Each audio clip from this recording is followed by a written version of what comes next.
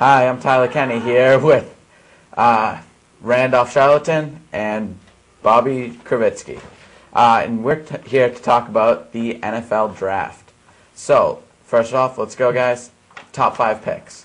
All right, well, number one, I think the Detroit Lions, they need a franchise quarterback.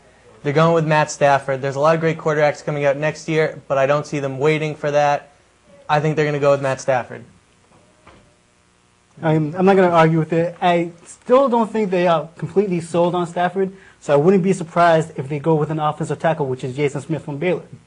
Well, I think it's smarter to build from your line out, like we saw the Titans do, but I still think they're going to go with the big name, Matt Stafford, especially for the money you have to pay a first pick in the draft. Number 2, St. Louis Rams. Who do you got? I have Jason Smith because he's the best offensive lineman in the draft. The Rams have one of the worst lines in the league. They need a franchise tackle. And the Rams also let go of Orlando Pace, who was their franchise tackle before. So Yeah, it's kind of hard to bounce back from They did losing sign- Orlando Pace. yeah, and they already gave up a lot of sacks last Yeah. year. So And they did sign Jason Brown from the Ravens, but he's a center. So Yeah. you definitely need some help on the outside of your line. Number 3, the Chiefs. They got Castle, they got Vrabel. Just some of the big names. What do you think they're going to do Well, now? they're going to the 3-4, and I think they look to take the best linebacker available, Aaron Curry, out of Wake Forest. And I think they look to use him to kind of revamp and revitalize that defense and instantly come in and be a leader at that position. yeah, Kansas City has been very busy this offseason. They've signed a lot of players, including a few Patriot players, but they are still in the process of changing that defense from a 4-3 to a 3-4. I know that most people project Curry as an outside linebacker, but I could see him switching over to the inside, line him up inside, and they can have a very good beginning of a good linebacking core. Curry definitely has the versatility to play both outside and inside. I just think it's based on need, and the Chiefs need an outside linebacker more than they do an inside because they have Vrabel, and they recently signed Zach Thomas, who played outside with the Cowboys but is a natural inside linebacker. So I think Curry plays outside for them. Yeah, but you have to at least admit this much. Curry right next to Derek Johnson, That's pretty. that would be really, really good. Yeah. No argument here. I mean, that'd be pretty impressive. And then with my 4th pick, even though it's a backup, I think the Seahawks look to build for the future. With Hasselbeck getting up there in age, they look to make the bridge and take Mark Sanchez out of USC. His stock has skyrocketed over this last week and a half, and I think that's who they go with.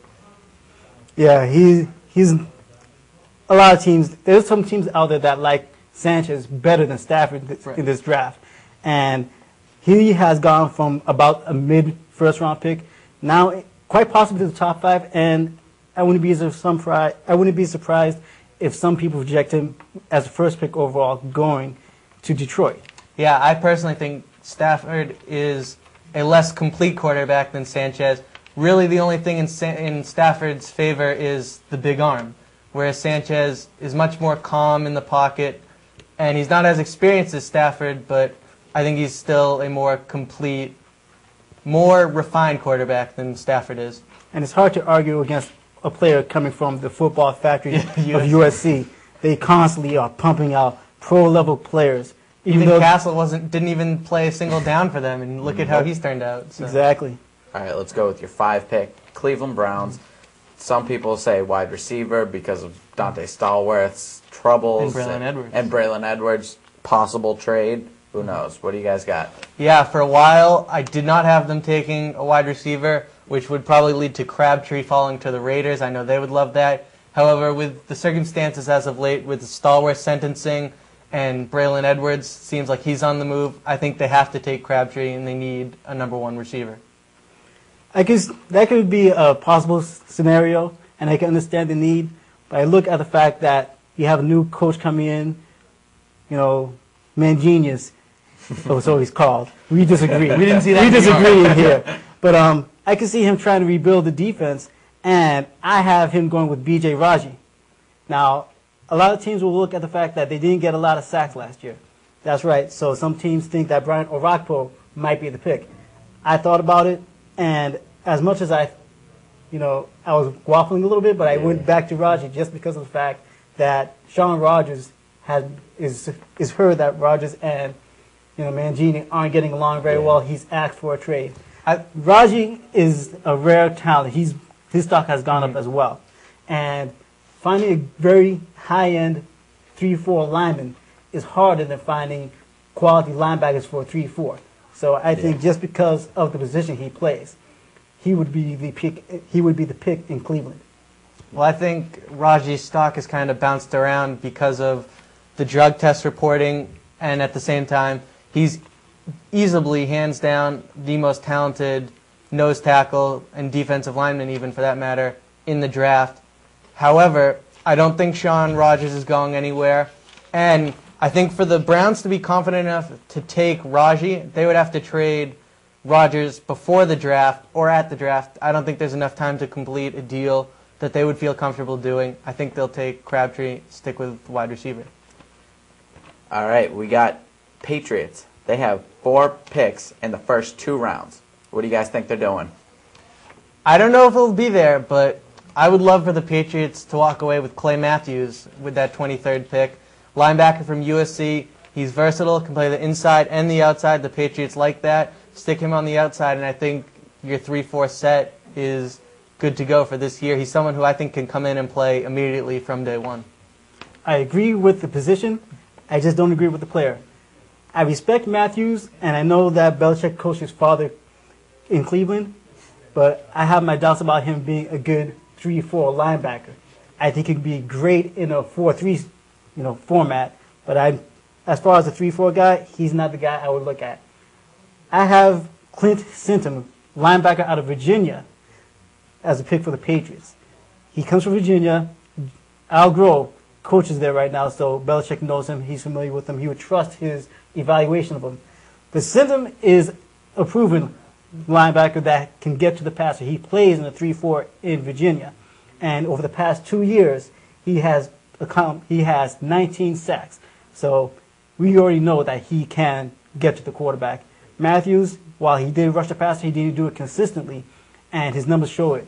I don't know if that's an issue of how well he can do it, or if it's just because that from moving him around over the course of his game, he didn't get the chances to rush the passer as he would.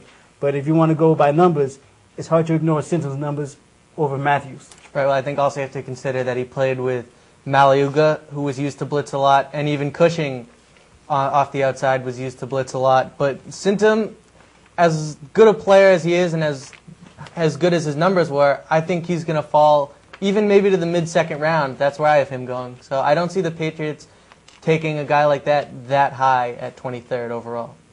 All right, now that you got their first pick out of the way, who do you think they're going for? Do you think they're going to go maybe a cornerback or safety, or maybe a cornerback that can play safety, or somewhere in that for their second pick? Well, I think at least for the next 2 years, they've set themselves up nicely at cornerback with the additions of Sean Springs and even Lee Bodden as your number 3 cornerback. So I see them going defensive line, especially because there's a possibility that Richard Seymour is not brought back next year. And with that said, I think they go with Jerron Gilbert, who's a versatile player. He can play D tackle just as well as D end. And I see the Patriots taking him with that 34th pick. I can understand that. They're going to have a good number of free agents at the line because, like you said, Seymour. And I also believe that Vince Wilfork's coming at the end of his contract as well. They're trying to talk that out. Hopefully they work it out. So they do have an issue there. But they did re-sign Mike Wright. So at least that may buy them a little bit of insurance. I've heard that they do like Darius Butler, the cornerback out of UConn. He's big, very quick, kind of corner that the Patriots would like. Do I agree with it? Not quite, just because of the fact that they drafted Terrence Wheatley and Jonathan Willight last year. So you got 2 young guys that they are going to develop, and they're going to be learning from Sean Springs and Bodden, as you said.